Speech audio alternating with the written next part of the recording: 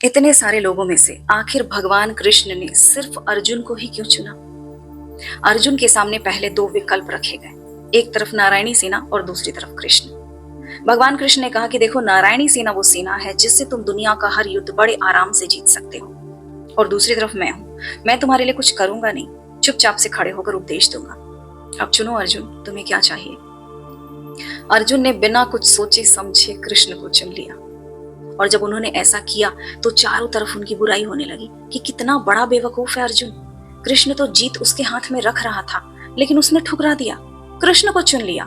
कृष्ण क्या कर सकता है जब वो युद्ध में अस्त्र शस्त्र नहीं उठाएगा? तो कौरवों ने तो मान लिया कि अब तो जीत हमारी पक्की है, लेकिन जीत किसकी हुई अंत में, ये आप सब जानते हैं। यही होता है जब हम भगवान को चुनते हैं, सारी चीजें हमारे अकॉर्डिंग होती है। जब हम भगवान को चुनते हैं तो भगवान भी सिर्फ हमें ही चुनते हैं। ये तो द्वापर युग की बात थी, इस कलयुग में भी यही चीजें हो रही हैं। हम भगवान का हाथ छोड़कर अपने मन मुताबिक करने के लिए इंसानों के पीछे भाग रहे हैं, उसे खुश करने के लिए, उससे प्यार पाने के लिए। लेकिन अंत में हमें पता चलता है कि हम थे जिनके सहारे, वो हुए ना हमारे।